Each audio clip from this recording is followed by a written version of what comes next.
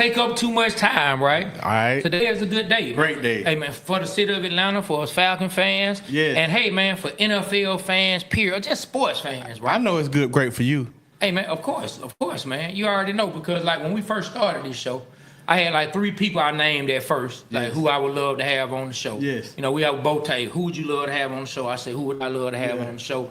And today we having number 2 off my list. You know what I'm saying? I had 3 people. We already had one of the people. And we're having a second person off my list on the show. And not only that, man, like he's one of your favorite all-time Falcon receivers that's ever played for the Falcons. My favorite. Yes. My favorite, man. You know what I mean? So, like, I'm not going to keep y'all waiting too much longer. If you've been listening to the show, you should already know his name. But if you don't, I will introduce y'all. I'm talking about to one of the great Falcons of all time, one of the great NFL receivers of all time, in the Ring of Honor, one of our favorites. Like, I also think, like, some of the shit talking left when he left. You know what I'm saying? Because we need that. You know what I mean? We need that for sure. Man, to everybody, man, y'all please give it up wherever you watching right now for none other than the great Roddy White, man. Y'all give it up, man. Forward in the building. I appreciate y'all having me on today, man. Yeah, man. I hope that intro did you some justice, man. Yeah, I loved it, man. Way to Like you still put me fight, on the man? pedestal. Nah, a little bit. I got 1/3 down in me. 1/3 and 3. 1/3 down in you. 1/3 and 3. Okay, 3rd and 3. I was going to ask you about how long? 3rd and 10? Or No, I ain't running that far. 3rd and 3. You know, I What route? What route? I need an option. Okay. I won't go inside, outside. Hey, I need all know where to that. make I need all that. Yeah, Richard Sherman said something to him. I think he'll get out there and burn him again. Well, if he put his cleats on, yeah. We all, he put his cleats on. For sure. My cleats always in the car, though. I'm always ready. Oh, man, you coaching now, right? Yeah, I coach out there in Peachtree Ridge High School. Man, how is that for you coaching with the kids? Like, do you put your cleats on with the kids out there? With Sometimes I have to. Like, when I'm demonstrating and I want things to be done a certain way, you know, that I don't see them recognizing or they not getting, then I put my shoes on. And then I go out there and demonstrate what I want. And then they get it. So it's good. I mean, sometimes it's good, sometimes it's bad. But, you know, it's kids. You know, I enjoy being around them. I really kind of started that with the Boys and Girls Club of Atlanta, just going around and hanging out with them. And then I wanted to coach a little bit, but I didn't know, you know, what I really wanted to do. So one of my friends was like, hey, man, you should coach high school. So I signed up to be a volunteer coach. And then I ended up falling in love with it. And then 7 years later, I'm still out there, you know, working with the kids. So, and I mean, it's fun, man. And then to get my competitive edge, and it's nothing like Friday Night Lights, you know, because it's so passionate. The high school kids, they want to, like, they trying to get to the next level. And they taking this with so much passion. And they just love the game. You know, there ain't no politics in it. And they just going out there to play football. So. Yeah, y'all got a game tonight? No. We on a bye week. Actually, we had a game Wednesday. We had to do a makeup game. So since it's fall break and ain't no football, so we had to do a makeup game. So we actually played on Wednesday and we won. So it was good. Man, it takes a lot to be a coach. It speaks to like just you and the way you possibly care about people because like to coaching is serious, right? Coaching goes into you see players. Coaches see players see coaches years later, right? And that relationship is still there. Oh yeah. They still address them as coach. They still have that same level of respect. Is that part of what kept you in it once you got in it? Yeah, I mean, so many coaches that had so much to do with my career, from high school all the way to the league. So and I'm still in touch with them coaches. I call them all the time, even to get advice for the kids that I'm handling now in high school. And they play such an intricate part of my career and my development, even as a man. You know what I'm saying? And things that they, you know, help me with, you know, to become a man and things that created structure for me in my life and stuff like that. I didn't get that from, you know, a lot. My daddy wasn't always around, so they were the people that was infiltrating that structure into my life and just getting me prepared for the real world, you know. And I see myself doing that for a lot of the kids because some of their fathers ain't around. And then I can step in and kind of help them navigate through that part and just help them my thing is all about getting these kids into college and giving them an opportunity to get educated so they can go out into the world and be great because you never know what can happen. You know what I'm saying? I told them all the time. I was like, man, I met the richest people in the world because of the NFL, because of football, and none of them ever play any type of sport. They don't even. A lot of them don't even watch sports. But you know, there's other ways to navigate and get to this thing, but you have to get educated and go to college to make sure you get that degree so that you can space off in the world and do what you do. Man, be rich.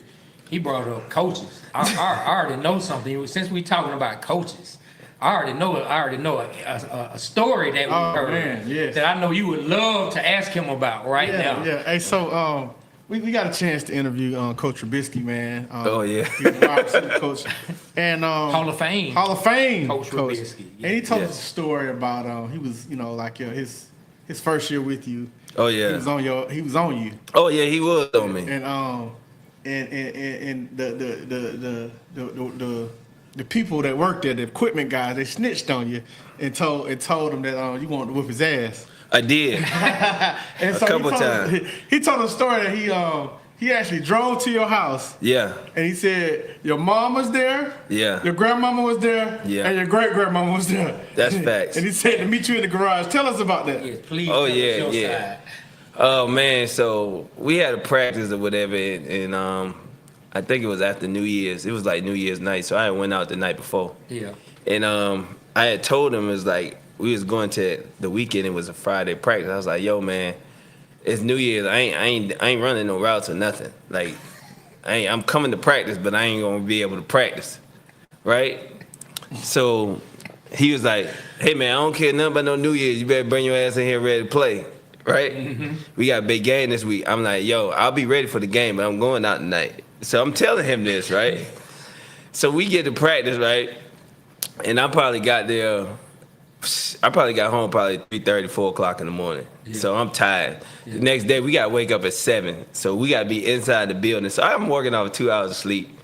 And it's a fast practice because we call it Fast Fridays. So we ain't up there for about an hour.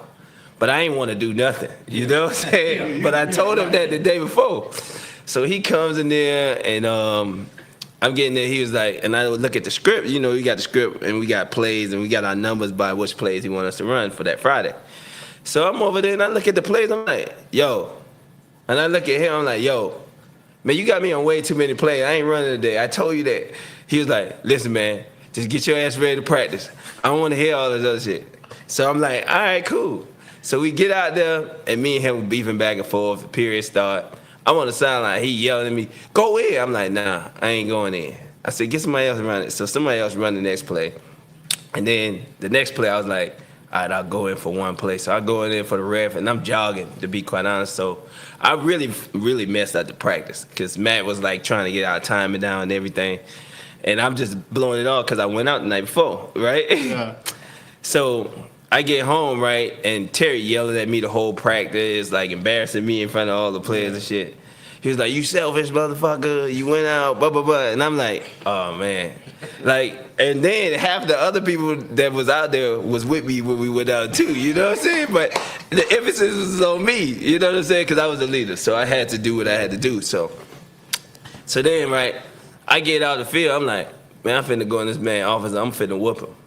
Like, I was really, like, on that, like, I'm finna go beat him up, right?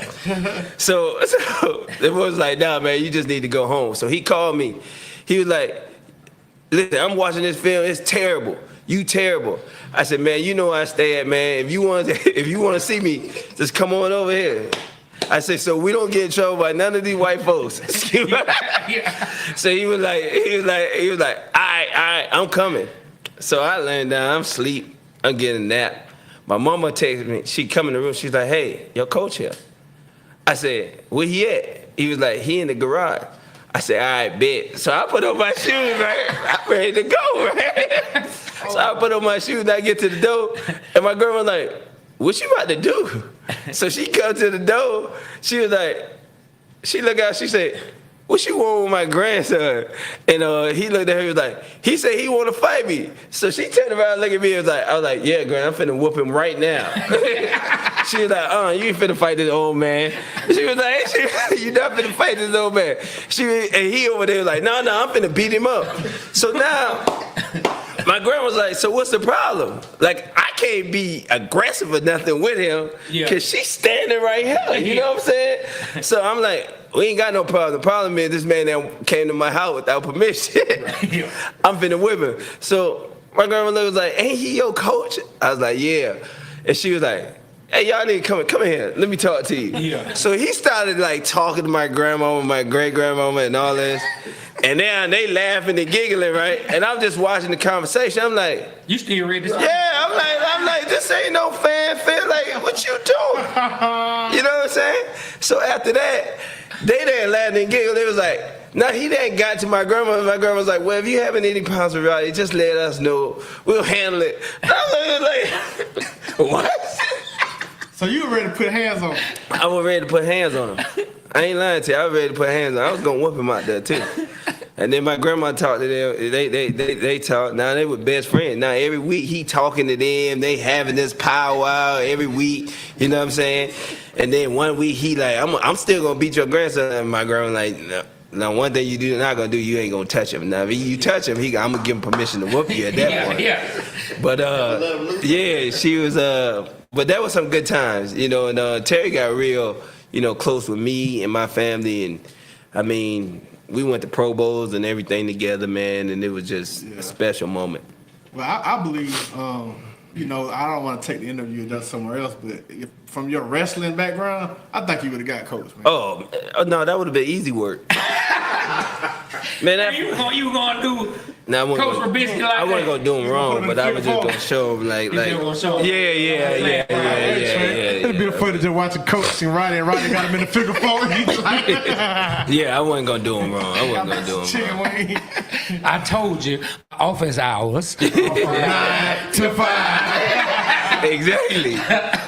Hey man, look, like I said, the relationship between a coach and a player is special, and, Yeah. and it's dope that even in that crazy moment, y'all were able to build something special because he talked glowingly about you. Yeah, Like, he really Oh yeah, does. that's he the talked guy, about man. you like a father would talk about a son. Like I talk about my boys, I talk about my nephews. Like he spoke very highly. And the fact that he's been in so much part of history, like with Bo Jackson and Oh. all of that, like the conversation when he talked about you, he was just as animated as talking about them. So that shows the love that he has for you, man. Well, I think like when you coaching people, you go through tenures. Like when he was young, he had a lot of those players, but he also had a lot of responsibility, you know, being with the Raiders and how they conducted business and how Al Davis was.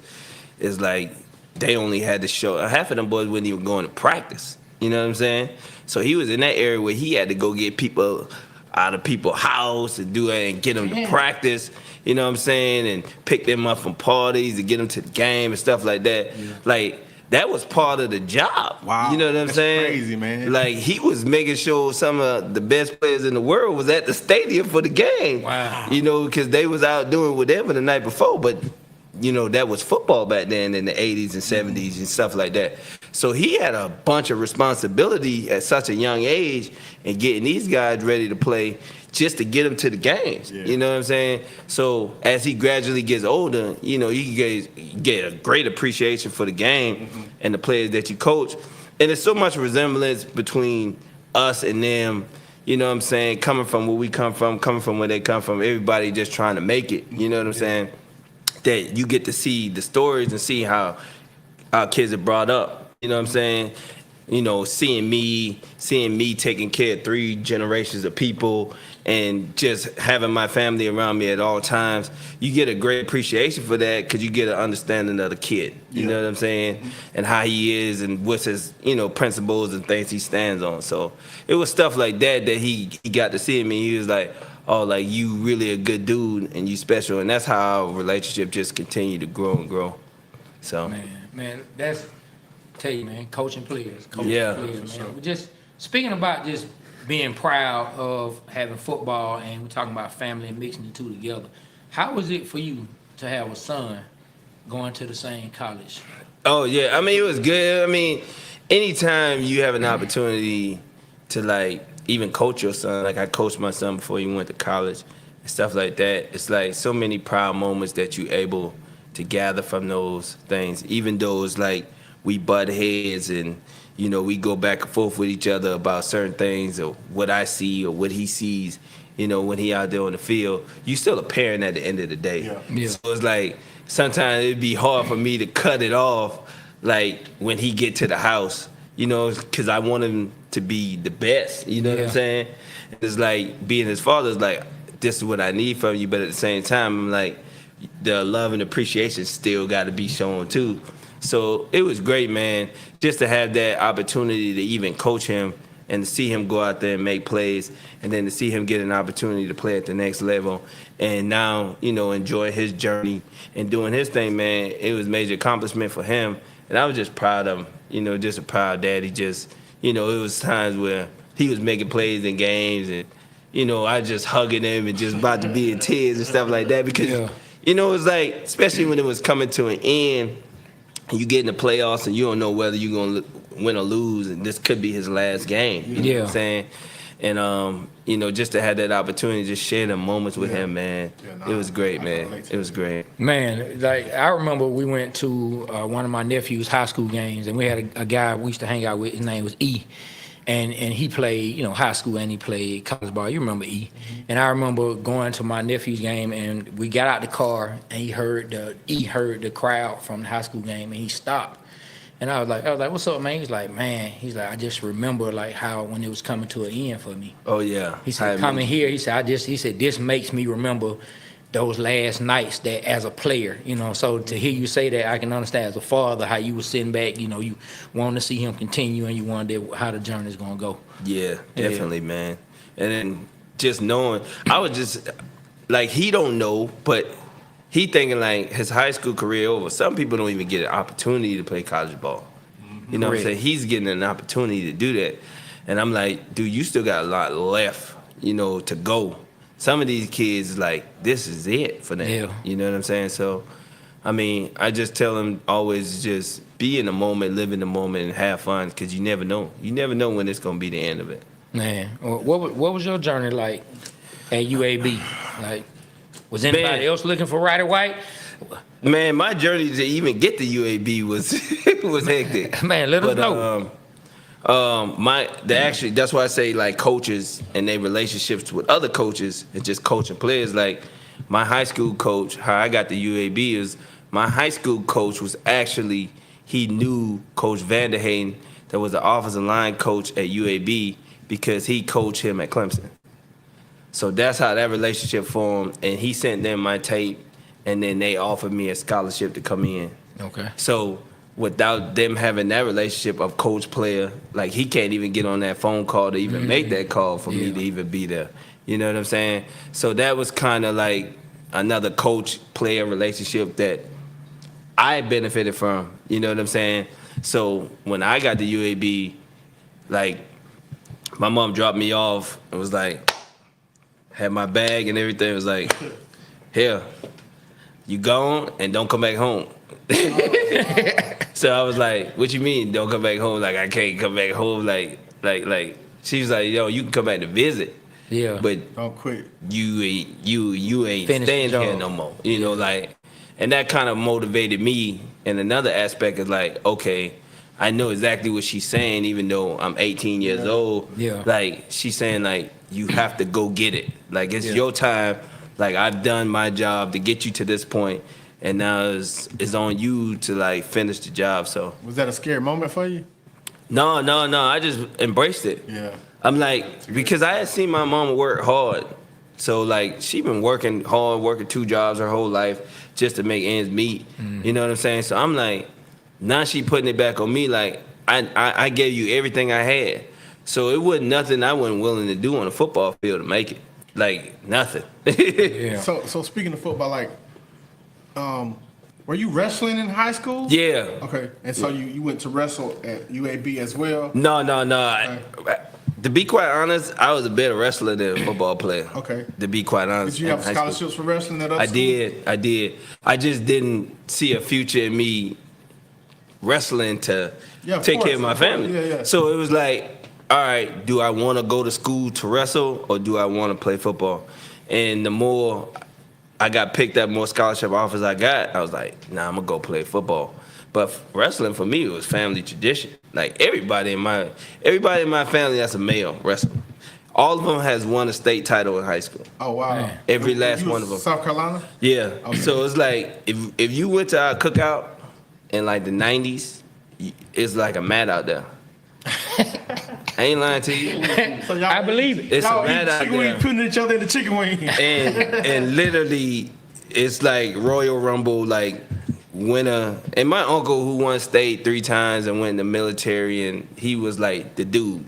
Yeah. And he was whooping everybody. Yeah. You know what I'm saying? But he had that type of background, and he wrestled in the military and stuff like that. So he was legit. And Yeah. then my cousins and others, everybody won state titles. You had to win at least one. Wow. You know, a lot of them, I won 2. A couple of my cousins won 2. He was the only person that won actually 3. Yeah. And should have won 4. But you know, it just was family tradition. So it's like King of the Mountain. Like everybody just wrestling, and whoever win, that's who the guy. So if somebody show up uninvited to the cookout, they done fucked up. Nah, if you get on that mat. Oh, you get on that mat, it's over. Yeah. Don't go out there talking about I'm experimenting with these people because it's gonna be bad for you. So look, let me ask you gonna be bad for this. you. Let me ask you this. For the females of the family, what was it like for the guys who wanted to try to date them? That had to be scary. Yeah, I mean, yeah. It was a lot of running people out the yard. I bet. I kind of felt bad for a couple guys because they weren't like that. You know, it's like they were good dudes. You know what I'm saying? Yeah. But nah, man, it wasn't good. The white it wasn't boy good. playing, what? Nah, because they gonna feel you out. Yeah. You know what I'm saying? From a protection standpoint, They want to make sure that- make sure. Yeah. That, you know, my cousins was in good hands or their sisters was in good hands, so they trying you. Yeah. But, you know, a couple of guys that was on the wrestling team did date a couple of our nieces and stuff like that, so we gave them a pass because we already know they character. Yeah. You know, you built like us, so you good. Say somebody in IT that don't wrestle, y'all ain't having Yeah, it. they grabbing him. They grabbing him. He getting grabbed. Hey, so I was looking at your stats in the first 3 years at UAB. You know, they were cool. You had like one with 7 touchdowns. In your senior year, you just had 14 touchdowns and 1,000 yards, over 1,000 yards, and just really excelled. Like, what happened? Like, was it a different quarterback change, or like what happened? Nah, my junior year, our quarterback got hurt midway through the season, so I ain't have him, and then he started like off and on my sophomore year. So my progression was kind of like, my first year there, we had like a little option quarterback, stuff like that. So we weren't really throwing the ball like that. So my sophomore year, the quarterback that actually came in the same class for me, he went to Douglas High School Okay. in Atlanta. Yeah, what's your name? Daryl Hackney. Okay. Yeah. Yeah, can't say I know his name right, but you gotta look him up. Yeah, he was all state, all that. Yeah, he was nice. Holler at us, Darryl. So he went in, he came in with me. So his sophomore year, he played like off and on with another guy and stuff like that. So I really wasn't into the mix. So my junior year, when I really started getting into the mix, about 6 games in, probably like 5 games in, he broke his thumb. So that was the end of my season, really, because we was just playing with backup quarterbacks, and they weren't. I ain't gonna say they were bad, but they were. Yeah, you know what I'm saying? Like, yeah. And we get it. We get it. Good, you know what I'm saying? They So it's suck. like, so it was like I had 800 yards, and my catch was like 25 yards per reception and stuff like that, but I ain't catch with like 30 passes. Okay. You know what I'm saying? So I really like, because my mama and my family were struggling, I really like put my name as like, all right, let me find out what my draft grade would be if I came out my junior year. And it was like 6th, 7th round, maybe a free agent. So I was like, nah, I'm gonna come back to school. Yeah. Because I ain't want to just go out there and not get invited to the combine or something like that happen, and then I don't get the opportunity I got. But my senior year, I worked my butt off that whole year. Like during the summer, I was just doing so much extra, and everybody was like, "Man, Roddy killing himself. Like he might be drained out." And I was like, "Bro, I don't got no choice. Like I can't go back home. Like I gotta make this work." Yeah. And then our quarterback stayed healthy, and the rest was history. I just like every week I was just going off. I was just going off, and then it was like it's crazy because agents was coming to UAB after like week 3. Like I was meeting with dudes, sitting down.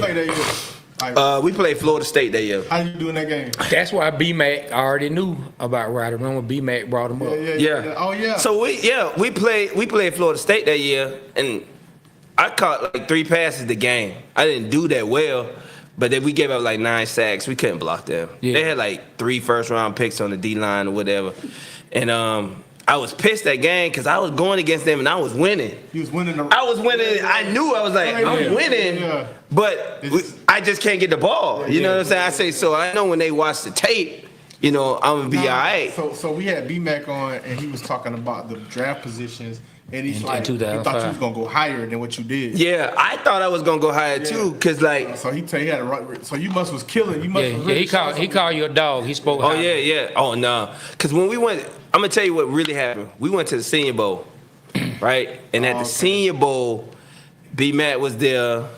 Carlos Rogers was there. Okay. Travis Daniels was there. All these cornerbacks from the SEC and everything. Bro, I was killing that week. Yeah. I was killing that week. Like getting off. Yeah. And everybody was like, you going back to the nose, well, Roddy White's having a good day after day. You know what I'm saying? Yeah. And then I ended up getting hurt. I ended up hurting my hamstring down there.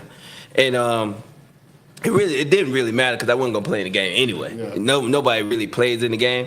But I hurt my hamstring. And they was like, yo, you going to be a first-round draft pick. Wow. At that point. You know what I mean? I went to the combine or whatever, did my pro day or whatever. And it was kind of like a 3 or 4 man like race. Like they didn't know it was me, Braylon Edwards, Mike Williams that went to USC. Everybody thought Mike Williams was going to be that guy. Yeah, Troy Williamson for South Carolina. But he came in kind of like on the back end, and they was like he didn't have a quarterback either. That's why his statistics wasn't crazy. So, on draft day, I was like, man, I don't care as long as I get picked in the first round. I'm looking at the numbers. I'm looking at the draft spots. You looking at what people getting paid. Yeah. I'm like, yo. Yeah, as long as I can be free. We going to be straight. I'm like, me, my family, we going to be straight. You know what I'm saying?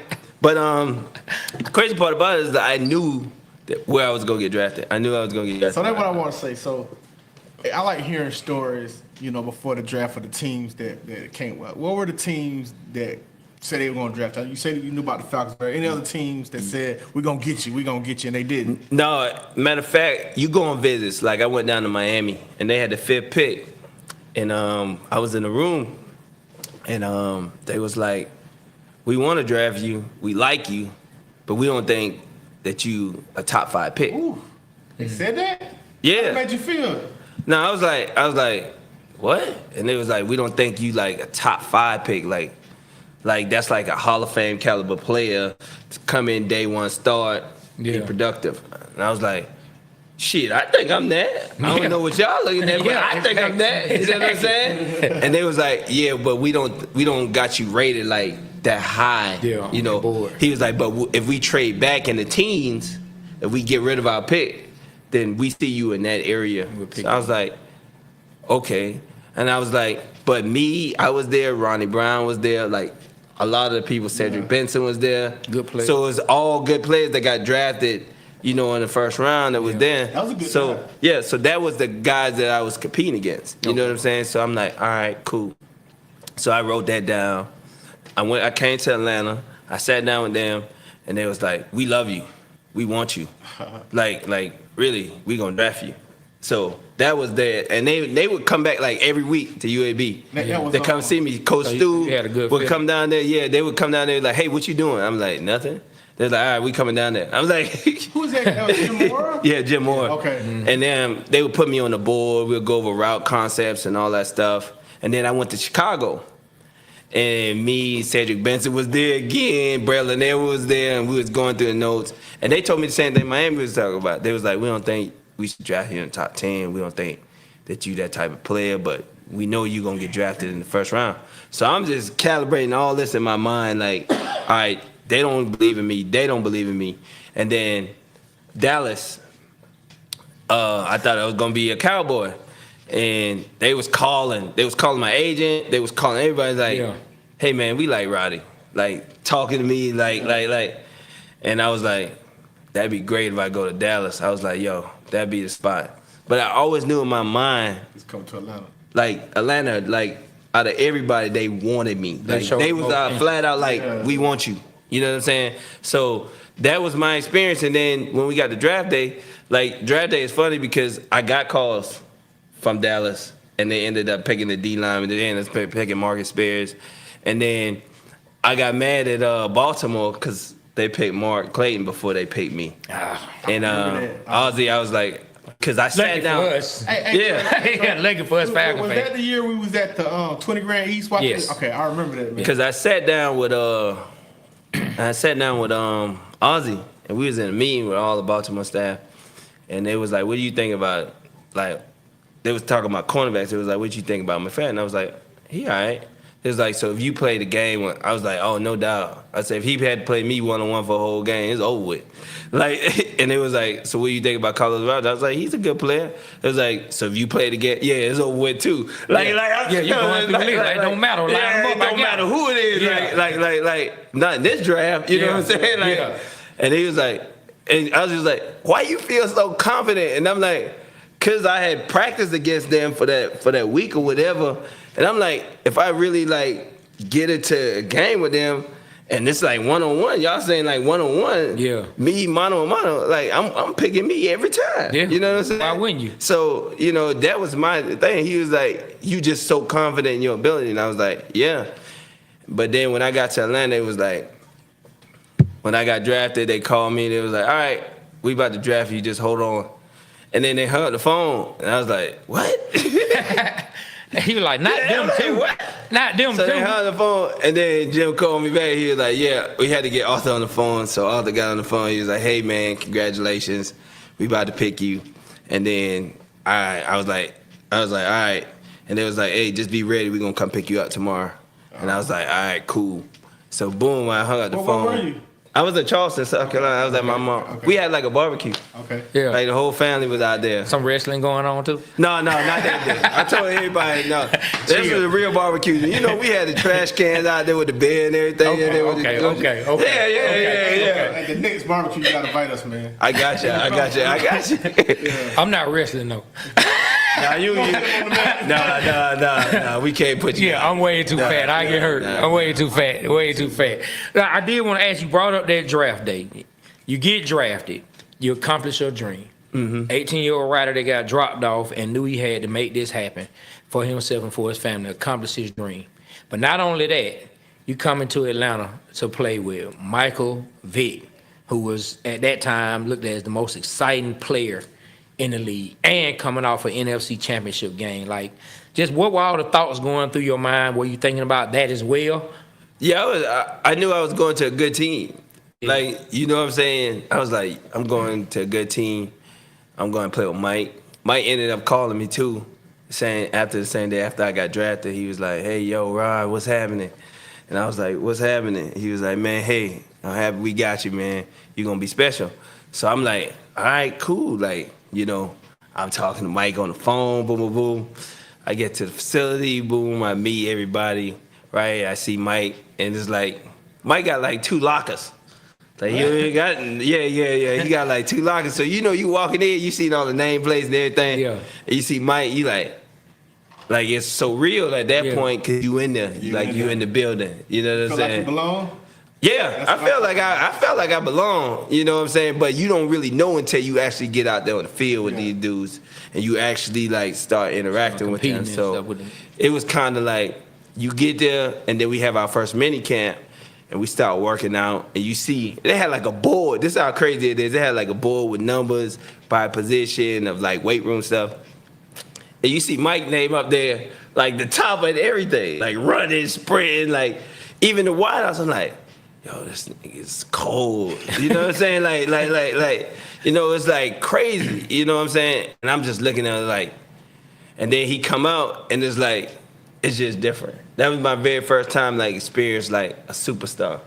Like no matter where he went, what we did, like even when he would invite me places, it was like crazy. Man, it was like when we were talking to Dukes, Carl Dukes, he was saying when he saw Michael Jordan, he said, I said, he even had the Jordans on. Did you say that when he had the big song and all that? Like, yeah, it was crazy. It was like, man, you know, like people tell hotel stories about like people being in lobbies and stuff. Yeah. It was like that.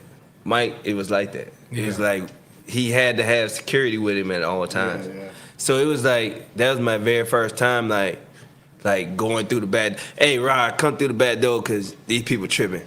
And I'm walking, I'm like, man, there's 1,000 people out here. Like, what's going on? Like, how they know you even here? Yeah. You know what I'm saying? So that was my very first experience of like being with a superstar, like understanding like how popular he was and stuff like that. It was crazy. So that was the day you met Ron Mexico. Yeah. I ain't never met Ron Mexico. I don't even know who that is. Nah, they used to tell us his name, right? Yeah. I knew you were gonna ask that, man. Like, what do you remember? I'm sure you do. So this is a question that I know you do. Hey, can you tell us about your first touchdown catch from? Oh, Mike threw it to me. It was a goal on a. Who y'all playing? I think we was playing. And set this up. We're gonna clip this up. So tell me what you can remember about that play. Well, I remember. I think we was playing. Yeah, we was playing Green Bay, and we was in the huddle, and he was literally because I used to be like subbed in just to do deep routes and deep balls stuff like that, and because I wasn't starting that year, my rookie year, and every time I go in, Mike would be like, "Hey," he'd call the play, he'd be like, "Hey, Rob, I'm coming to you," so I'm knowing that the ball is coming. You know what I'm saying? So.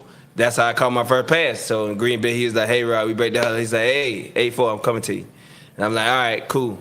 So I win, boom, boom, boom. I get on top of my guy, and I look up in the ball right there, and I just snatched it off the top of his head. And that was my first touchdown. Were you in the end zone or did you? Oh, no, I was already in the end zone. It was like a 35-yard fade route. Yeah. That's great. That's good. You remember who was over? No, I don't.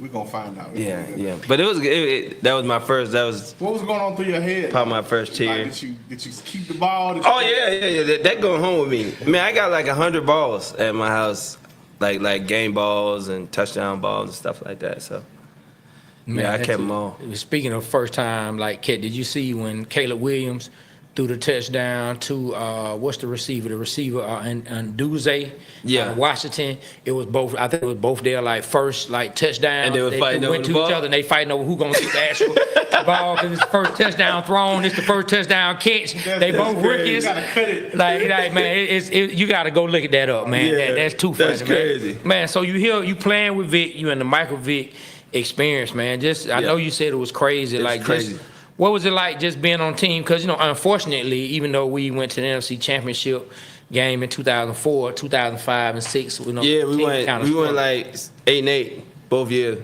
Yeah. It was just disappointing because we were so much better than our record. You know what I'm saying? Because we got out the great starts. We was like 6-2 to start the season. And then on the back end, we started like faltering and losing games and stuff like that.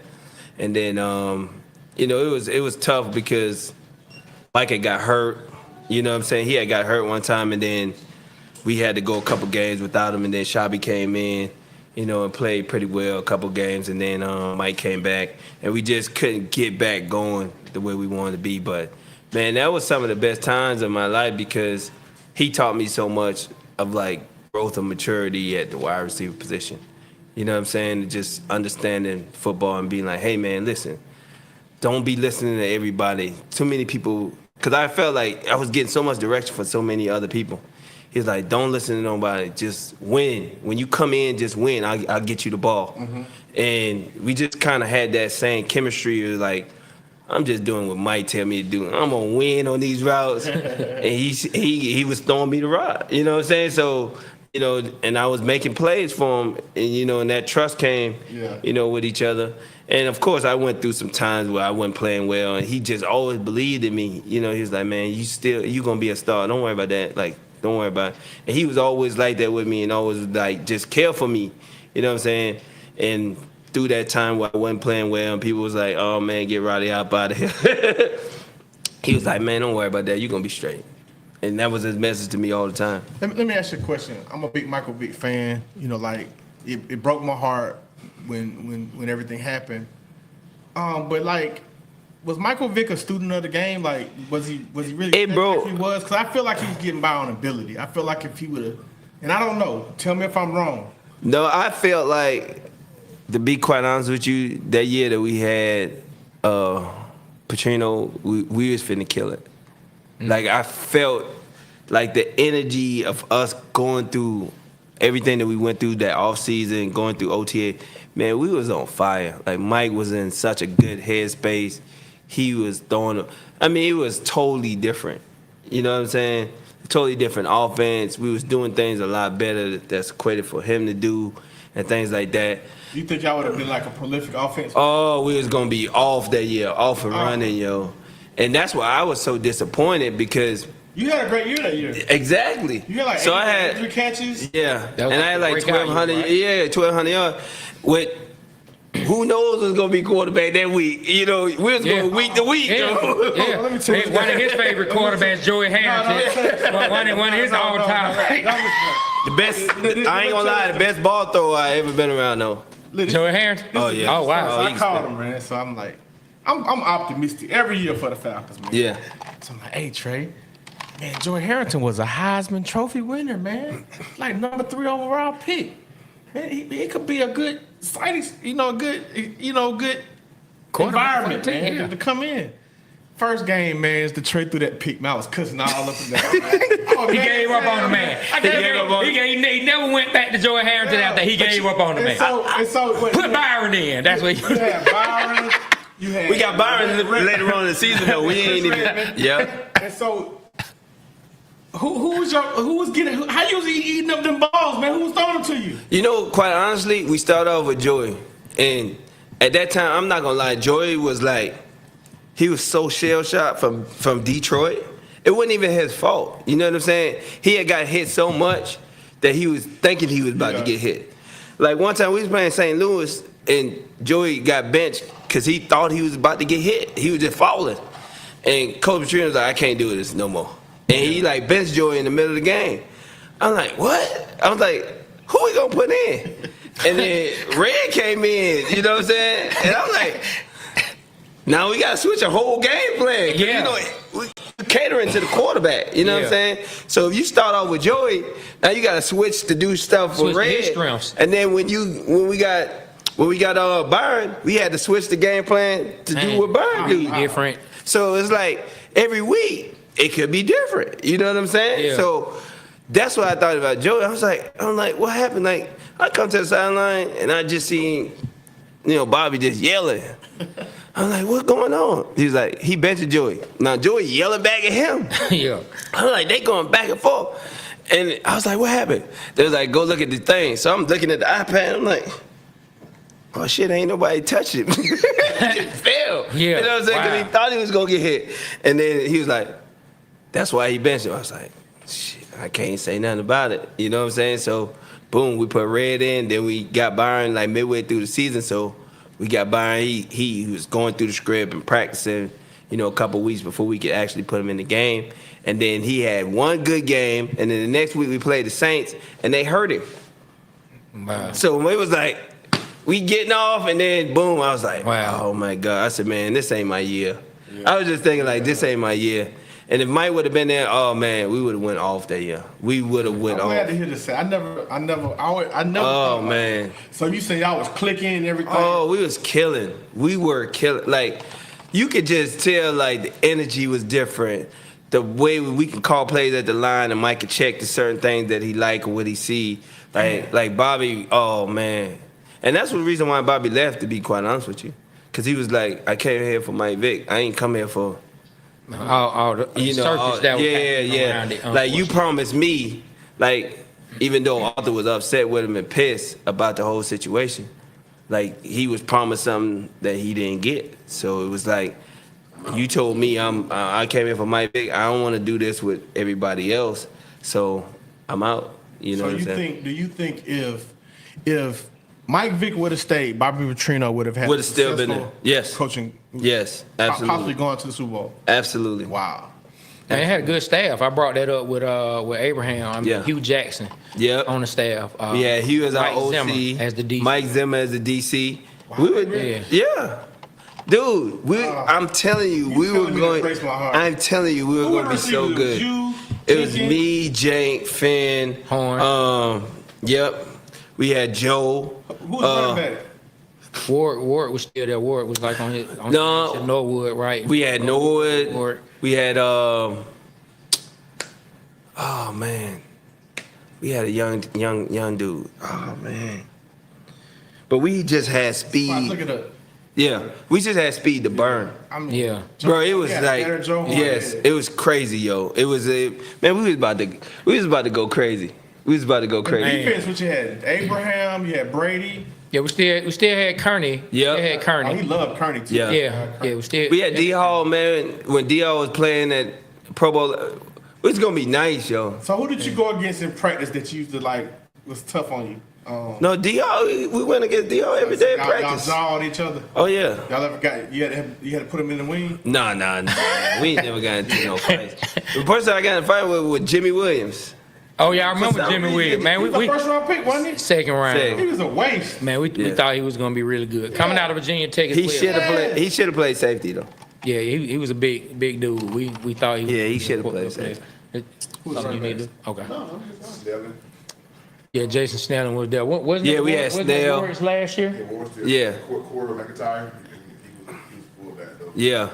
So we had Snell. We had Jarius. We had. Norwood was crazy. Man, Norwood. Oh yeah, Ovid was the fullback. Yeah. Yeah. We was gonna get off. We was getting off, man. Yeah. If we would have had Mike that year, we would have did something special. So what were you doing the day you heard Michael Vick's indicted for dog fighting? Where were you? I was at the crib, but I ain't think nothing of it.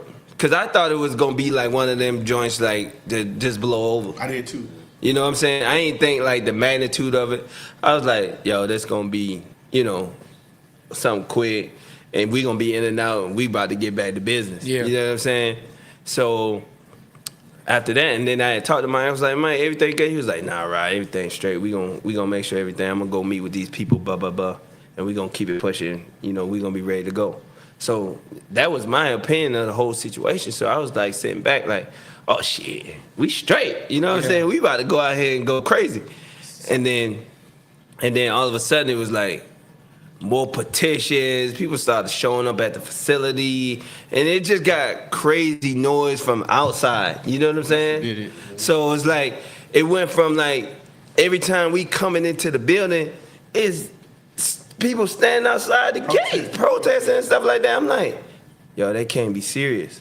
Like, that's when I started thinking, like, oh, this might not be good for us because they not stopping. Yeah. Like, they there every day. You know what I'm saying? And now we got to get somebody to follow Mike and make sure they not following make sure him ain't nobody home. hurting Mike. You know what I'm find out saying? It got crazy, man. It got crazy. I ain't even know that type of passion was, like, out there like that for that. You know what I'm saying? And especially with us, from the black community. Culture, like, that's some people's culture in their community.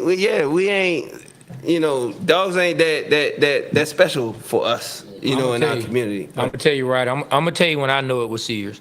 When I was watching a news clip of Vic trying to come in the courthouse, and there's all these people out there, and there was a dude in a full dog suit. I'm not like I promise. I promise. There was a dude in a full dog suit, and he was like animated, like. I was like. You like cut it out. This shit is fucking crazy. I was like, man, this is wild. Like I ain't gonna lie, that's the moment that I was like, this shit is crazy. Yeah. You know what I mean? Like I knew it could be serious just because whenever you bring in the commissioner, whenever you bring in the owner, I'm like, okay, they've gotten them involved, so there's something to worry about. But when I saw the dude in the dog suit, I was like. Yeah, I was like, yeah, man, this is pretty bad. Yeah, this is pretty bad, man. Speaking of Vic, unfortunately having to go sit down for those couple of seasons, we know Monday night game, Roddy out there in the end zone, was it first down? You pull up the jersey, show the free Mike Vick. Did you? Well, I already know you got fined, but like, did you? Like, what were those conversations like, and why was it important? You already spoke about Vic, so people probably already know. But why was it important to show support to Vic in that particular moment? I mean, because for me, it was like because I love him, and that's like my brother. And it's like, for me, it's like you only get one opportunity at this football thing. You know what I'm saying? And it's like he didn't get to fulfill everything that you know what I'm saying? Like, he didn't get to fulfill because he made a mistake. You know what I'm saying? So it's like something was literally taken away from him for 3 years. You know what I'm saying? So he didn't get to fulfill and give us everything that Mike Vick could have possibly gave to the game of football. You know what I'm saying? And from my perspective, I just felt like I had to show so much support for him because he was actually like behind bars, like in real prison. You know what I'm saying? Like, that's different when, you know what I'm saying, you go into court, but you going home. You know what I'm saying? Or you get probation, and if you do something wrong, then you have to go. No, man, they put my dog in jail for real. You know what I'm saying? For 18 months. That was crazy to me, man. You know what I'm saying? Like, that was crazy to me that he had to go, you know, to prison for that long. And I was just real disappointed. And the only way I could show my support was every opportunity that I got the platform, you know, didn't matter what they were going to find me. Yeah. I was going to show my support to try to do something to get him out of there. I wanted him to come home like tomorrow. Yeah. Let me ask you this. Did he piss somebody off? Did he piss a senator off or something? Or like, why did they go so hard at him? Was he supposed to go meet with somebody for a bar mitzvah and didn't show up and didn't sign some autographs? Because they went super hard for him. Yeah, they I think that was... Coming out of that, man, I really thought, like, all right, this is going to be some probation stuff and we just going to move on. Yeah. You know what I'm saying? But the way how these people was attacking him is like he was the worst person in the world. You know what I'm saying? And at that time, it was just, that environment was just crazy, man. I just didn't know, like, that many people could sit around and just navigate somebody into that space. But, man, it was really disappointing for me. I mean, my feelings was hurt.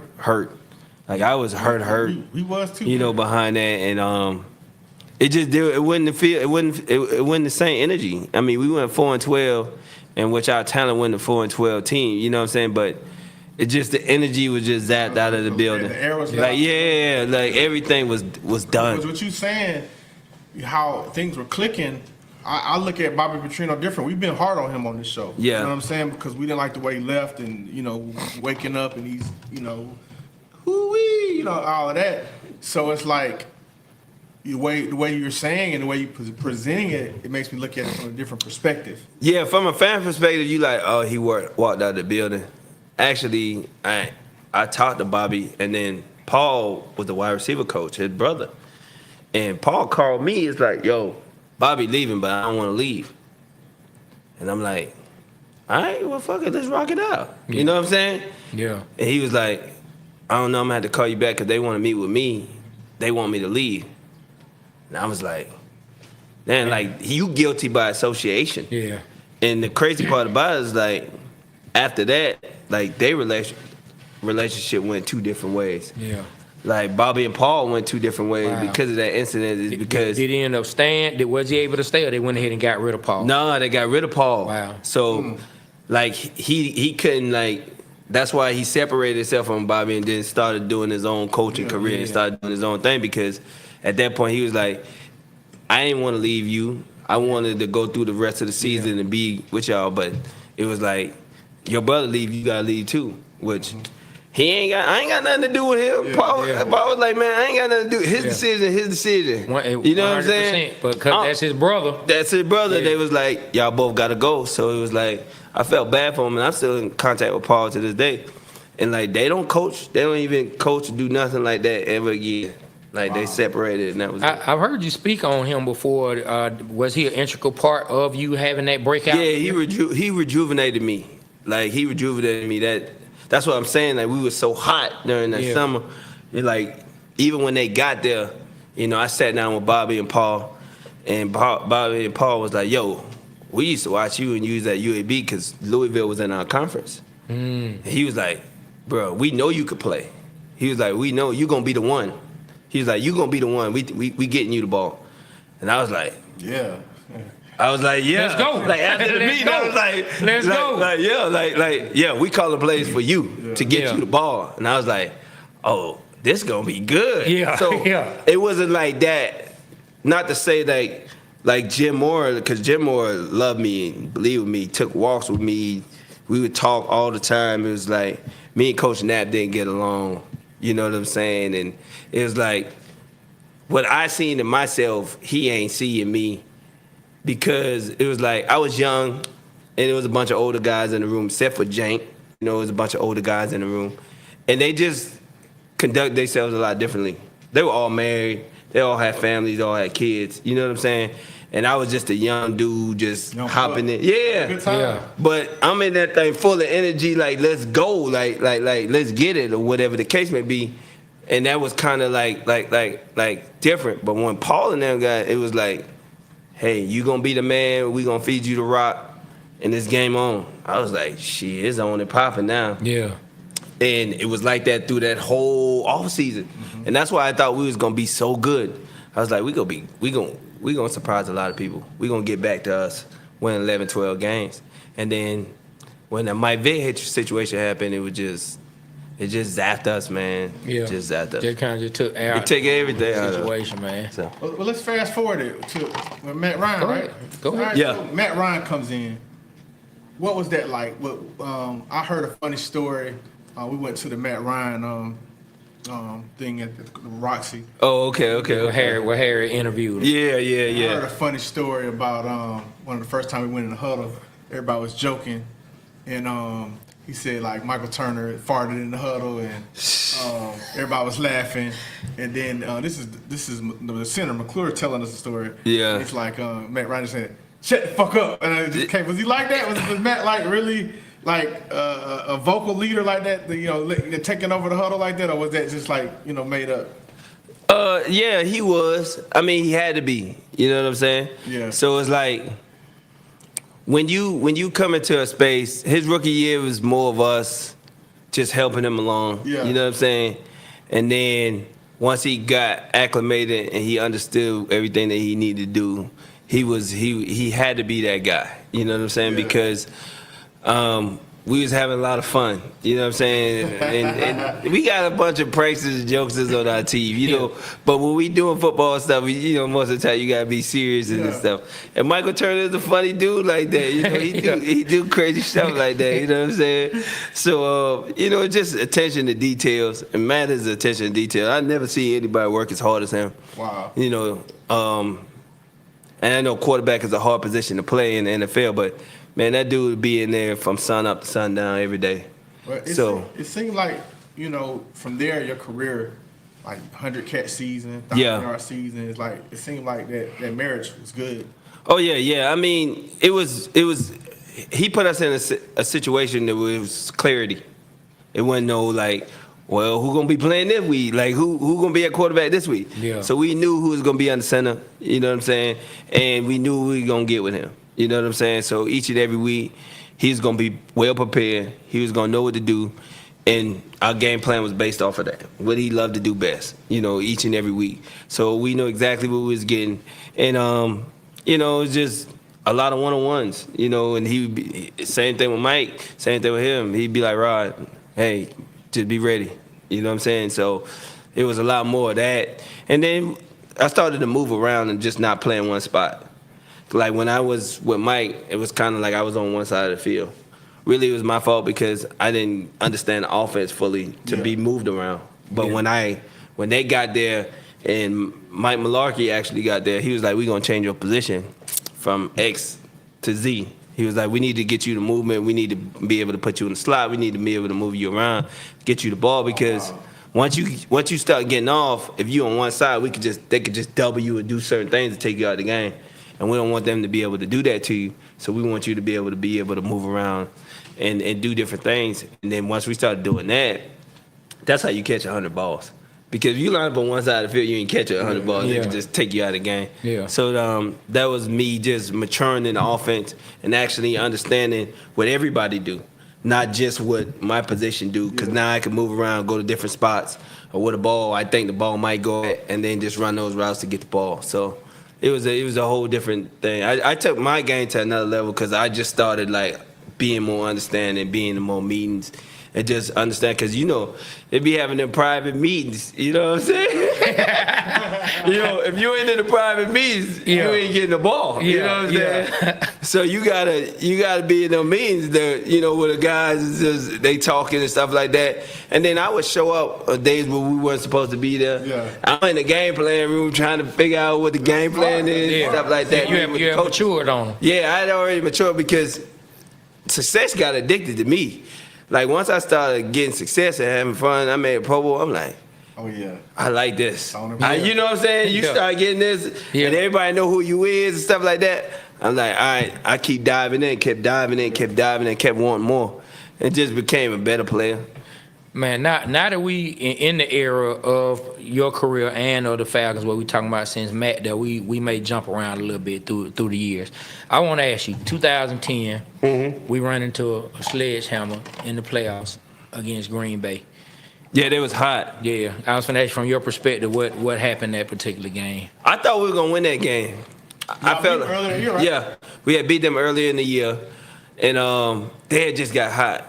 But you know what I got mad about, though? We weren't really supposed to play them because they weren't supposed to make the playoff. But the Bears let them in the playoffs because they didn't try to win in the last game. Green Bay wasn't even supposed to make it in the playoff. So basically, they had to win to get in scenario with Chicago. But Chicago had already won like 12 games that year, 13 games. They said everything. So they, at the end of the season, they was like, we already got the 1 seed wrapped up. We not going to play our starters. They should have played them and beat them, and then they wouldn't have ever been in the playoffs, which came back to bite them because they ended up losing to the Bears in the NFC Championship game. Yes, they did. You see what I'm saying? Yes, they did. So what happened was we thought we were going to play Seattle because we thought the Bears was going to beat them. Yeah. So we like preparing for Seattle because we the 2 seed. You know what I'm saying? So we got to buy it too. We like, oh shit, we gonna be all right. We play Seattle, we gonna whoop them, and then whoever we have to deal with in the NFC Championship game, that's who we have to deal with, whatever the case may be. So what ended up happening is Green Bay ended up winning, getting in, and another team ended up winning, but Green Bay got in or whatever. So Green Bay won the next week. Now we got to play Green Bay because we the 2 seed, and they like the 4th or 5th seed, something like that. And Arizona ended up winning. Yeah. Remember, Arizona ended up winning. They weren't supposed to win. They was like the 6th seed or something like that. They ended up beating Seattle. I remember that. So they ended up playing Chicago, and we ended up getting Green Bay. Chicago was supposed to get Green Bay. If Seattle would beat Arizona, then we would have got Seattle. Wow. So that would have happened. So we would have went to the NFC Championship that year. But it fell the way it fell, and the lower seeds won the week before. Yeah. So we ended up getting Green Bay, and Aaron Rodgers was on fire. I mean, and he came in there, and to start the game, we went down, they scored, we scored, they scored, and then we turned the ball over, and then they scored. And then they got the ball out of half and scored again. So it was like 28-14. And then we started to try to press to try to get back in the game. And we were just throwing the ball and just got out of the game plan. I remember that turn. I think Matt Ryan fumbled the ball. Yep. I remember that. The main one, which I think was, I mean, it's a lot of people blame Matt for it. Matt did throw the ball, but I think it was more just a Green Bay recognizing the play. It was that right before halftime. Yep, that quick out. Remember that out? Yep, and he took it back to the crib. House. Yep. Yeah, that's that was a heartbreaker. That's the one. That's that gave them that 2 touchdown lead. Yeah. And just imagine now because we were going in to score. Yes. So if we score right there, get some momentum back. It's a tie ball game. Mm-hmm. But that's the NFL. It is. That's the NFL. So, all right, I'll trade. I know. Go ahead, man. Just bounce around. I got a question. Your Mount Rushmore of cornerbacks or defensive backs that who you put on there that you had to go against? Through my career? Yes. Ooh, boy. That's tough. Man. And tell us why when you name them. My Mount Rushmore. Darrell Reeves. Why is that? He does everything good. I don't know nothing he does bad. Like, from an off perspective, he could play. From being in your face, he could play. He just nice. I ain't gonna lie. He just nice. He just nice. He's strong. Yeah. You know what I'm saying? And he got this weird thing. It's like when you running, he like always attached to you. And it's like not in bad position. You know what I'm saying? Like he can always feel you and just hold you right there and just you trying, but he's strong at the same time. So it was just always gonna be a tough matchup. You know what I'm saying? Yeah. Then Champ, I played against Champ. Champ was nice. He was athletic as hell. Just smooth, just can cover, handsy, great ball skills. Charles, which one? Woodson. These Charles you think of. Unless we talk NBA, we think of Charles Barkley. Hell no. Charles ain't covering nobody. Charles, man, he lasted a long time, man. Oh yeah, Charles was smooth, big, strong, athletic, can run. Yeah. I mean, all these dudes, and probably my fourth guy is probably Asante Samuel. That dude get the ball, man. Did you get the play ball. with him? Did he come to? I played with him too. 2012. No, yeah, that's one of the best teammates you can ever have on your team, bro. I'm telling you, that dude kept that. When I say it's a different energy and a different swag and persona he bring each and every day at practice, and just have us like lit every day, and then his preparation and how he prepared, man, is ridiculous, yo. He be yelling at practice at people, man. It's crazy, dog. He is a character, yo. Man. I mean, he be like, I remember when I first time went, it might have been 2011 or 12. We was playing Peyton Manning and the Broncos Monday night. Okay. I remember that. Yeah, and we was going through practice, and we was messing up at practice. Defense was messing up, and I hear him, man, F this. I don't give a damn. We playing Peyton Manning. Y'all out here bullshit. This shit real. Y'all ain't been playing him. I play this man every year.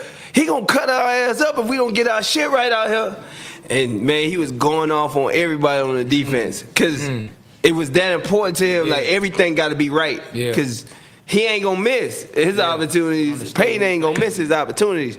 So it was kind of like that for him, and he made sure everything was right, man.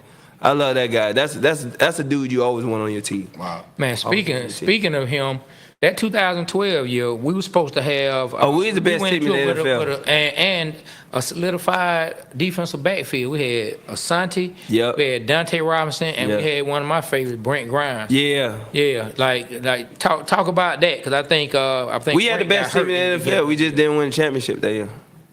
We had the best team in the league. Man, the most disappointing thing about that is we had Grimes, but he tore his Achilles that year early on in the season.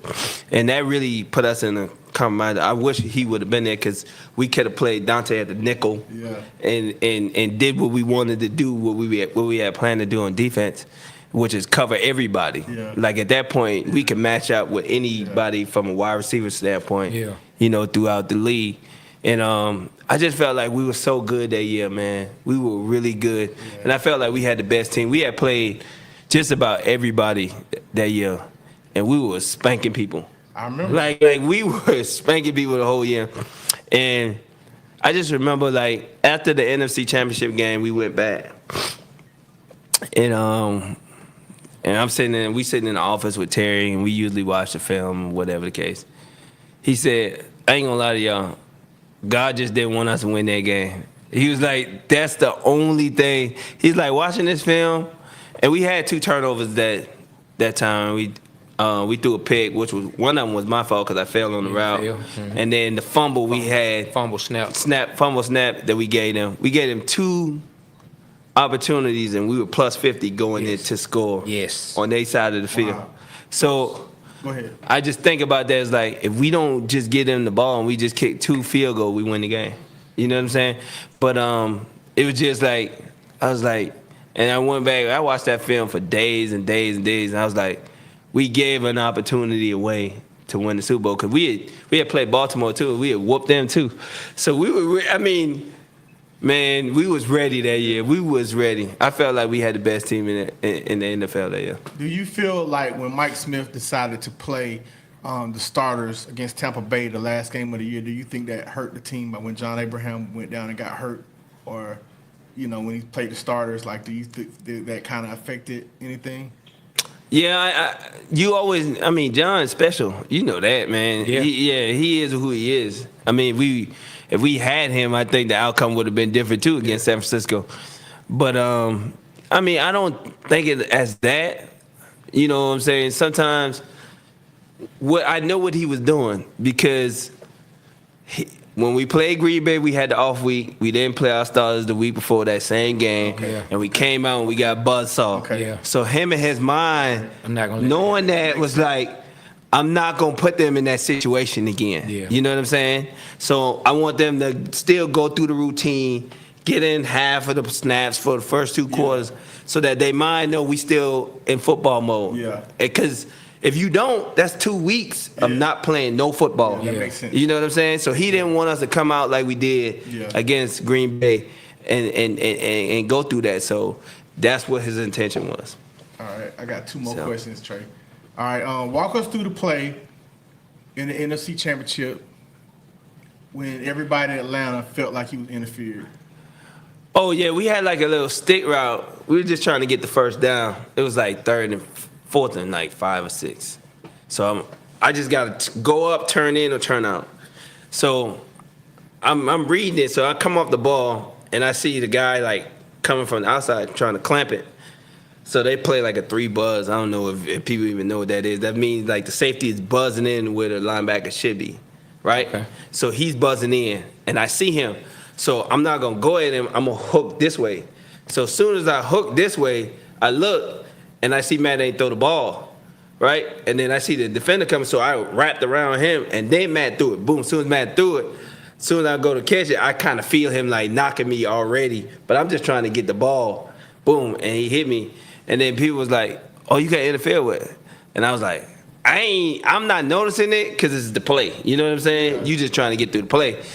I'm just mad that I didn't catch the ball. Yeah. And then it was like, nah, he interfered with you. And then we went back and watched the tape. And coach was like, it is pass interference, but it's so hard to make that call at the end of the game. You know what I'm saying? It got to be so blatant. Man. Yeah. You know what I'm saying? To get that. If it would have been a Patriots or a Chiefs uniform, you'd have been. They getting every call.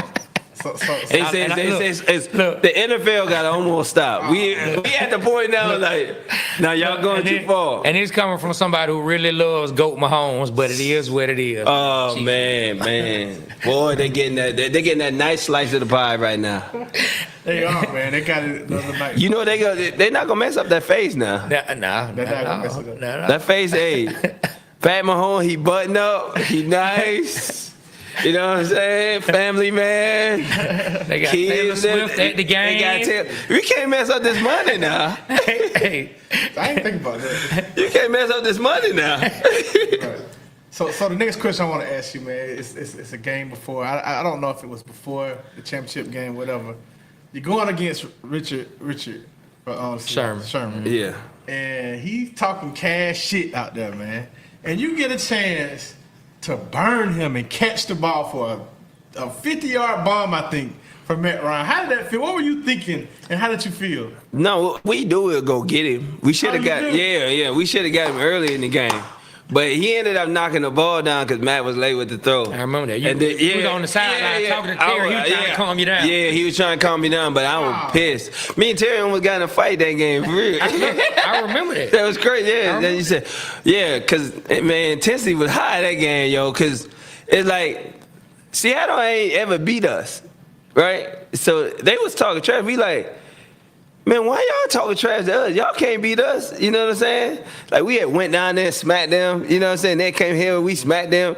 Now we in the playoffs. We gonna smack you again. We don't even look at y'all like y'all like that. You know what I'm saying? Like, we really not. You know what I'm saying? I love it. No, I'm dead serious. Like dead serious. Like, we, in our mind, we don't even view Seattle as like that. You know what I'm saying? We like, take that. Like, we like, all right, we gotta get ready to play San Fran next week. Like that's what we thinking in our minds. Yeah. You know what I'm saying? But you know, he was just talking like we weren't like that. I was like, we just went down there and put 30 on y'all. Like, what you talking about? So it's like, we got into the game. You know what I'm saying? We got to a real good start. And there's a couple incidents where we punted, we shouldn't even punt it. And that's why I got mad at Terry, because we wasn't getting the play call in, everything was going crazy because we was scoring at such a rapid rate. You know what I'm saying? And I was yelling on the sideline because we had missed a touchdown. Yeah. And I was yelling. Terry was like, "Calm down, we gonna win the game." I was like, "Man, F that, yo." I said, "This is real. We in the playoffs. Y'all out here playing." You know what I'm saying? Yeah. And we going back and forth. We yelling.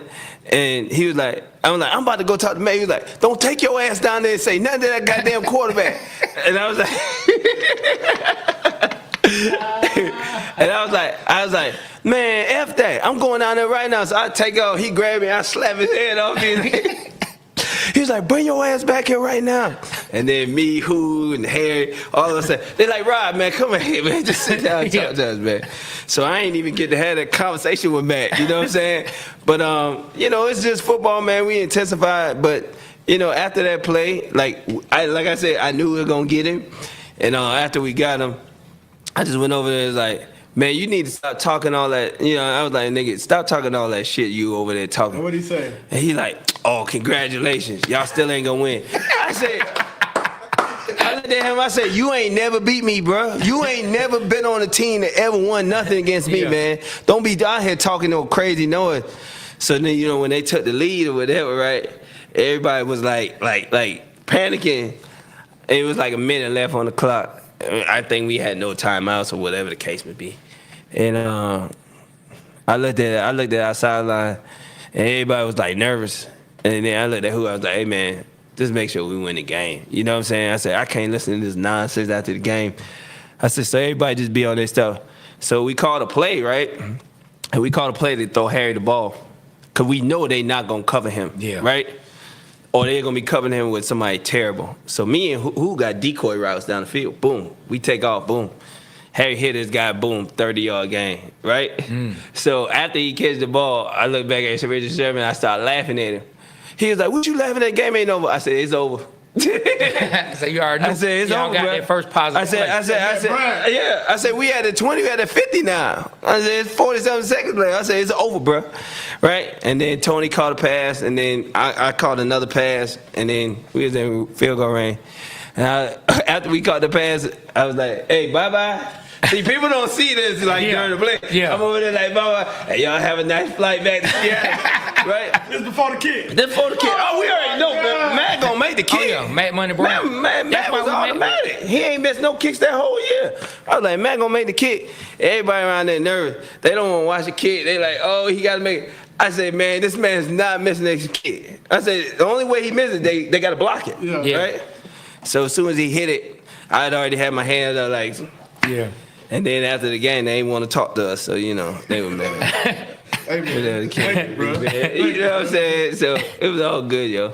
Man, you gotta love it, man. I love These inside stories, man. I love it. I'm waiting to ask him that question, man. Yeah, man. I always wondered what it was, you know what I'm saying, with Richard Sherman, like what it was between y'all. He seemed like he didn't like Roddy White, and I was like, "Hey man, I respect you, but Roddy my guy, man. Come on now." Nah, it was like he was trying to downplay what I accomplished over my career. It's like that's one thing. Like I'm not gonna be like I never hated on nobody in the game. Yeah. Like, "Oh, this guy ain't this guy ain't that." You know what I'm saying?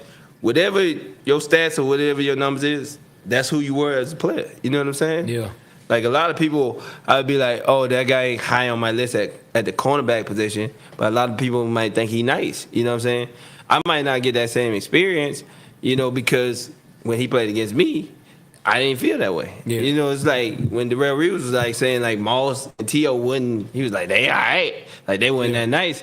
But I'm like, Darrell, man, these two Hall of Fame players, he's saying ain't that good. You know what I'm saying? You know what I'm saying? But he was catching them on the end of their career, not, when they was like really them dudes. Yeah. You know what I'm saying? So it's different when you running into people and stuff like that. I was going against Charles Woodson and Champ Bailey, they so much better than him, than Richard Sherman. It's not even close. You know what I'm saying? Them boys is on a whole nother stratosphere for me. Yeah. You know what I'm saying?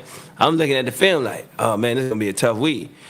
I'm not looking at Seattle "Oh, this is gonna be a tough week for us." You know what I'm saying? It just didn't. I just didn't view him as that in that manner. Man, let me ask you this. You show up to a family cookout. You get out the car, and on the wrestling mat, waiting for you, everybody around, he done called you out, Kyle Shanahan. What happens if Roddy White sees Kyle Shanahan ready to wrestle him on the mat, ready to he ain't wrestle gonna be out there and waiting for challenge me. Roddy White one-on-one? No. He gonna turn around. He ain't gonna be nowhere near no man. No, man. What happened, man, that year? Like, that was the year's first year there, but 2015? Yeah. And you got Julio, you got yourself. Who was the other third receiver? Was that Harry? No, Harry was already gone. Harry's in Tennessee. That was like So we had Leonard Hankerson, Okay. and then we had Jacob Tammy at tight end. Because I think Hankerson followed him from Washington. okay. Yeah. So what happened, man? Because us viewing Kyle Shanahan now, that he's gone. In 16, he had the offense clicking. Yeah. And you're Roddy White. You're in the Falcon, great wide receiver. You got Julio. And, you should have came back and played 2016, in my opinion. Like, you should have been on that Super Bowl team. Just explain to us what happened. So basically what happened was, like, that whole season, like, prior to us even kicking off that whole joint is like, Terry was like, hey, man, I need you to come in here and we got to have a conversation. So I'm sitting down with Terry. He's like, hey, man, this dude kind of different. He got some different stuff, some good stuff. You going to have to sit down, talk to him, blah, blah, blah. So I'm like, all right, cool, no problem, whatever the case may be. So I was like, all right, let me go meet with him. So I meet with Kyle, and I'm like, yo, he was like, yeah, all right, we're going to be the Golden State Warriors, boom, boom, boom, boom, boom.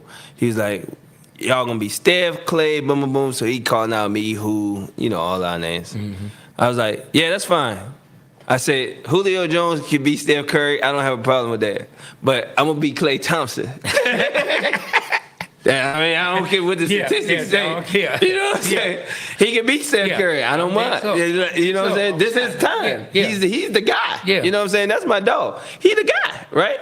He the best receiver in the NFL at this point in his career. And I'm okay with that. Yeah. You know what I'm saying? I don't care. Yeah. Right? But I'm going to be right behind him. And then everybody else can fall in whatever particular order they want to fall in. You know what I'm saying? Yeah. For sure. So, you know what I'm saying? So it was like, that time, and I was like, all right, I thought we had this understood, right? So the messed up part about it is like, the first couple games, I get off to a good start. It's like they throwing me the ball, I'm making plays, boom, boom, boom. Who killing it like he usually do. I'm making my plays like I'm usually do. And then by game 3, I just see like me going down in progression from like not 2 to like 3 to like 4 to like out of the progression. Like I'm not even in the progression. And then we go into practice and we'll practice one way. We'll get in the huddle. He'll call out a whole different formation and put me not in the progression. So I'm like, but I'm still out there playing 50, 60 plays. Yeah. So I'm like, why am I playing all these plays to not get the ball in these pressure situations where we throwing it to like our younger receivers, you know what I'm saying, or things like that. And I understand like it's a growth thing because I went through that stage too. And who went through that stage too of like getting to the point where like when the game on the line or certain situations, we know who getting the ball. Yeah. You know what I'm saying? Because it's like you've been in that situation, you made them play before, you prove it, right? We're not putting young dudes in that situation to try to figure out whether they can do it or not. You know what I'm saying?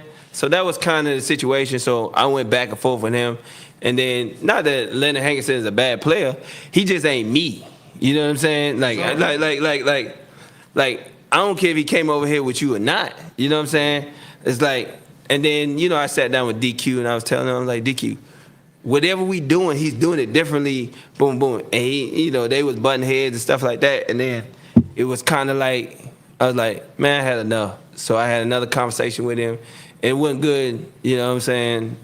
It was not good. Yeah. You know what I'm saying? I'm telling, and it's like I could tell, like, cause they know my reputation. Like I'm gonna go off on somebody, and if you won't go there, I'm gonna go there with you every time. Yeah. So they know that, right? And he know my reputation. He like, he ain't trying to get no type of physical altercation or confrontation with me. You know what I'm saying? I could tell because he just looked terrified when I'm walking in the, you know what I'm saying? I'm walking in the door, and then it was like, you know what? I'm gonna let you have it. Cause at that time we were like 5-6-0. We had got out to a great start. So I was like, you know what? I'm gonna keep letting you do it the way you want to do. Cause they're gonna catch up with you eventually, right? So then, you know, we started like losing games. Like we started like losing games because we putting these dudes in situations they ain't used to being in, right? To win games, right? So now it's coming back down to life. Boom, we losing. And I ain't getting the ball, and the people ask the question, well, why you ain't throwing the ball to Roddy? You know what I'm saying? And then it's like, well, you know, we gonna throw the ball to who? I don't have a problem with that. And it was like, I was like, I ain't got a problem with who getting the ball. I got a problem with you throwing the ball to everybody else on this team besides me. That's a real answer, man. like, Hey, bro, I love you know what I'm saying? Like, I don't have a problem with ever you throwing the ball to who. Because 9 times out of 10, it's going to be a great play. You know what I'm saying? Yeah. But everybody other than that, I got a problem. Like, I you know what I'm saying? Because I know what I'm capable of doing out there. Yeah. You feel me? So that was just the whole mix-up and stuff like that. And then I just felt bad for that Super Bowl year that they should have won. Okay. I just felt bad that they was in that situation. Okay, question. You know, If you was after who caught the ball in the touchdown, we ain't doing all that extra. and you ran out, you was on the field, and the play was called, what would you have done? Who? You. I would jumped outside. I'm not finna I'm not finna ruin this opportunity. The game is over. At this point, you run the ball 3 times and kick the field goal. Your kicker ain't missed no field goals. You just spoke on the kicker and what your belief in him, and that was 4 years earlier. So you still what we talking about? Yeah. We just talking about the party on what we gonna do on Peachtree at this point. Yeah. You feel me? That's Going what we talking crazy. about. Because we ain't talking about nothing else. I sure ain't gonna give Tom Brady another chance. You gonna tell me you gonna give him another chance? Come on, man. You already know what's going. I'm jumping outside. Now you gotta run it. You gotta run it. Man. 1st and 15. You gotta run it. Now you like, all right. We just run it. Go ahead, just run it. And I go out there and block for the next 3 plays to the best of my ability, and hopefully we get the first down. But if we don't, guess what? It's a 42-yard field goal. Yeah. Man caught the ball on the 22-yard line. That's a 40-yard field goal. Yeah. Come on, man. Why you didn't go play again? Like after that, you could have played. Well, you know what?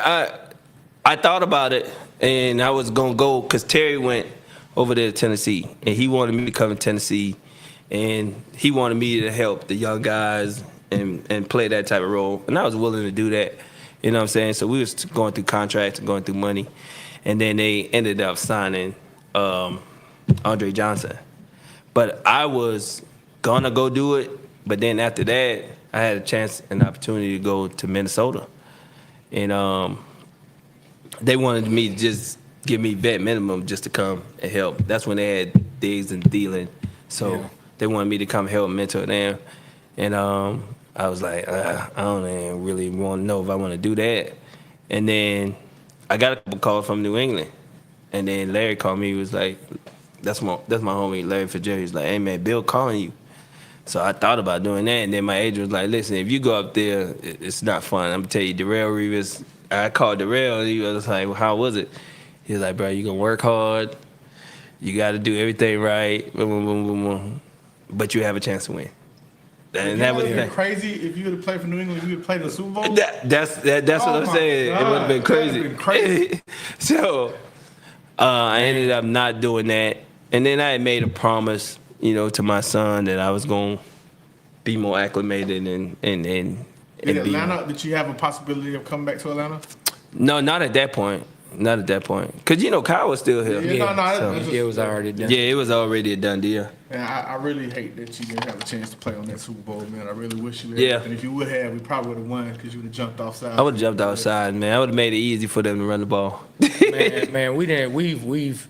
First off, thank you once Thank again. you, man. Oh, no problem. We've sat with you for a good little bit. We're not gonna keep you much longer. There are a couple more things I do want to ask you. Okay. One is, for all the people out there who, because there's a group of people who view Matt in a negative way. Why? I want to ask you if if it's something you could say to them or share to them, why they should view Matt in a more positive light, or why they should see what he did as something that was good for the Falcons, what would you say to anyone who doesn't see Matt for what same way? I would say this about Matt Ryan. If you look over his tenure here, he won a lot. He always had you in the playoffs, right, or in playoff contention. He took you to a Super Bowl. He was the MVP of the league, right? And literally, Julio Jones is going to go to the Hall of Fame. And I was probably right next to, a little bit underneath a Hall of Fame player. Like, these are the guys. He played with Tony Gonzalez and added another 7,000 yards to his portfolio. Like, that's who Matt Ryan is. He's like one of the hardest workers that I've ever seen, you know what I'm saying, in football. And you got to embrace that and just be grateful, because it could be a long time before you get that again, you know what I'm saying? And hopefully, you know, Mike Penix come in and give us a 10-year stretch of great football, you know what I'm saying? But that's what Matt Ryan did for you. He gave you stability at the position for 15 straight years, you know, whether you could say, well, I ain't like him because this, or I ain't like him because we couldn't win this game or that game. But at the end of the day, just about every year, you know you had a chance to make the playoffs and you had an opportunity to win. Man, So. I love that, man. I love that. Hey, Roddy, this is one of the best interviews. I do want to hear this. Who is your Mount Rushmore of wide receivers? My Mount Rushmore, oh, man. 4? I only get 4? Yeah. Man, you put me in a bad position. We know you're gonna say yourself, right? You better say yourself. No, I ain't in there. Oh wow. Not in my Mount Rushmore. Okay, well, who you Mount Rushmore? My Mount Rushmore. I mean, Jerry the GOAT. Jerry Rice. Yeah, Jerry the GOAT. Okay. That's Then I probably put Larry in there 50. Larry was a beast. Yeah. I'll put who in there? Okay, Julio, beast. And I'm curious. What you think, Trey? T.O. or Randy, man. You gotta pick It's like a one. toss-up. I'll take T.O. That's a good one, man. Yeah, I'll That's a take good one. T.O. Yeah, man. I think the common theme, like, got some fast guys, but everybody pretty strong. I mean, I don't know if people looked at Jerry Rice as being a strong player, but when you talk about Route rider. Julio, you got Fitzgerald, you got Listen, Theo, you I tell got people- physical receivers. Those are 3 physical wide receivers. I tell people all the time, I don't mean to interrupt, I tell people all the time, man, Jerry got 1,200 yards when he was 40 years old. Man, I'm talking about, look, and the man hairline was on his neck. The man Jerry got 1,240, man. Crazy. You Man, know, hold on, like 40. I couldn't even imagine playing football at 40. Like how my body feel, I could not imagine waking up and say I'm gonna go into a facility. When your last year? What I was 34? Oh, 30. wow. Yeah, I've been out the game. Yeah. Man. Listen, I'm telling you how hard football is. It's like my last couple of years, I'm like literally like taking Advil and pain pills just to get through practice. Oh Wow. What was You know what I'm saying? Like your joints, like you don't understand. It's like waking up running start 3 miles a day Wow. at a fast pace. You know. Yeah. And you always constantly moving. So just imagine at 40. Trying to do it. And you out there still cooking. Trying to do Like, it. yo, ain't nobody ever gonna beat Jerry. Ain't nobody. It's just impossible. It's impossible. Man, I want to ask you, all right, Roddy White is in his prime, and these 3 people are in their prime. 4th and 5, or we'll say 4th and goal from the 5-yard line, right? Mm-hmm. Your team got to have it. They going to you. Okay. Which cornerback would you rather face out of these 3? Akeem Talib, Josh Norman, Richard Sherman. Oh man. To be quite honest, I mean I don't mind facing any of them. That's what I love to hear. They win the game. Which one you taking for selfish? I done had good matchups against all of them. I don't Yeah. feel like none of them, like, in my prime, nah, they ain't messing with that. They ain't not seeing me in my prime. That's different. That's different. I love that. I'm on a whole nother level right then. I know you and the key to lead. Y'all had Oh, yeah, we had some, like, y'all had some battles. but I like, definitely. you know what, me and him hung out, he was like, man, I was talking to everybody, I was telling them, man, you a dog. I was like, yeah, you a dog too. You know, it's just like mutual respect for each yeah. other. You know, like, all right, this gonna be a game that Yeah. you have to go at it. The thing I like about him is like, he compete the whole game. Yeah. Like, it is not like and he follow you, he'll travel with you.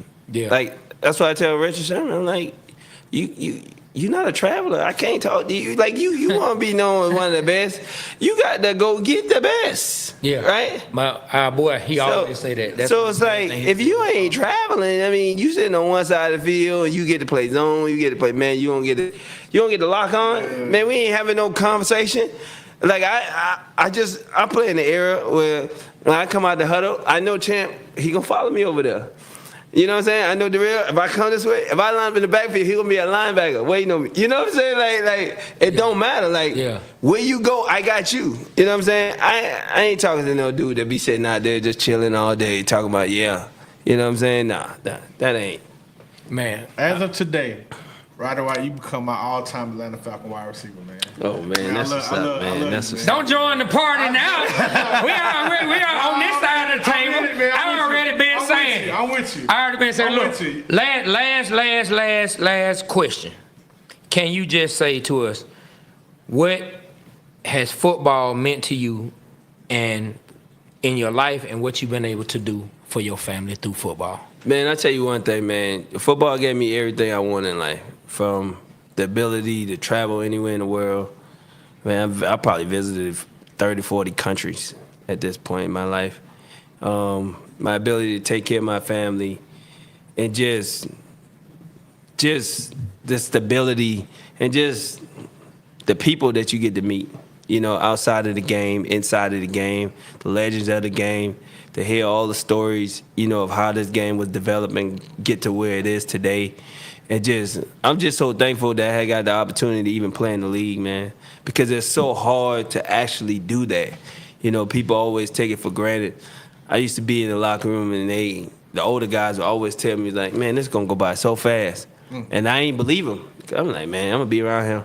And I played 11 years, which seems like a whole long time. You played a decade. But it went by so fast, you know what I'm saying? But I mean, the opportunity that football gave me, man, I got to take my great-grandma, my mom, my grandma, all to Hawaii, to visit the Pro Bowl and, go out there. And I got to take them all over the world, different places, man. It just things that football did for me, man, I can't even repay the debt. It was a lot of hard work that got into it, to get me to that point and to keep me in there, because, hell, I was working my butt off. But at the same time, man, I'm so grateful and thankful for this game, man, that I love, man. I tell people I never worked a day in my life. Like, I never worked. I feel you on that. I just went out there and just had fun and just tried to dominate and laugh and hurt people. While I tell people all the time, man, if you come on the football field, man, listen, I can hurt you and I ain't going to jail. I can physically hurt you and I ain't going to jail. We had a dog. Hey, man. I want to see you do more with the Falcons, man. I want to see you get on there and get. And I think this our year, man. I think you. Yeah, we're going to be good, man. I tell everybody, man, just be patient. Everybody, these last couple of years, because, our quarterback position ain't been the best, But I tell them, just be patient, man. Just believe. Man, Atlanta is it's like a different culture. I tell people all the time, it's like, we got to understand, like, our culture is different from the New England Patriots or, the Green Bay Packers or even the Pittsburgh Steelers. How they franchises run, how ours is run. It's like we are like a a black-owned team. You know what I'm saying? So it's like our culture is different. The music is different that you had, the stadiums. You know, like everything is different. Our expectation of our players, you know what I'm saying, of how we view them. Shit, you play 2 good games in a row like Kirk did, you get a nickname. You know what I'm saying? Like now they gonna sell shirts with Kirk on it. You know what I'm saying? Like stuff like that. You know what I'm saying? You feel me? So it's like our culture is different for our team. And like embrace the city, and the city of Atlanta loves when we win. Oh yeah, man, they love when we win, bro. And I tell them, I said, as long as you a winner, bro, you can go anywhere you want to go, and they don't even bother you. I said, you can go to the strip club, or you can go to a 5-star restaurant. Ain't nobody gonna bother you. you gonna have your ball. You gonna have your ball. Man, Roddy, thank you, my brother. Thank you for coming to rock with us, man. We appreciate it. We holding you to that cookout invite now. Because you saying on camera, we could come to a cookout. Man, you can come to a cookout. He gonna wrestle. I'm not. Listen. Listen, I'm gonna tell y'all the truth, man. Probably about last summer, I went out there, and my nephew who wrestled, he done wrestling now, and he like 23, and this man grabbed me, and I had to wrestle this man for like 30 minutes. Bro, the amount of pain I was in for the next 5. Man, I gave it to him. I said, you can have it. Yeah. You got it. The torch has been passed. And your son is currently playing at UAB. Yeah, he over there, man. What's his name and number? He number 84. And he got the same name I got, so but I call him Lamar. Okay. Our middle name is Lamar, so I call him Lamar. So man, we pulling for him. Well, ladies and gentlemen, we hope you've enjoyed this as much as we have. Man, we about to be up out of here. We had the great Roddy White. Everybody in the room, give it up for him one more time. Man, great show. So, like we always do, on behalf of myself, Trey, my partner, B. Rich, and Aaron, Pittman. Can't forget our boy Swats in the house today, man. The Waterboy Show, we are out. Kill the camera.